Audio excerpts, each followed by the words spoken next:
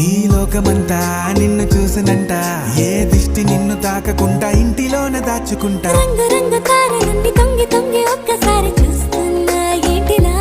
ఆ పైన లేని వెన్నెలంత నేల మీదకొచ్చినట్టు నువ్వు అంటే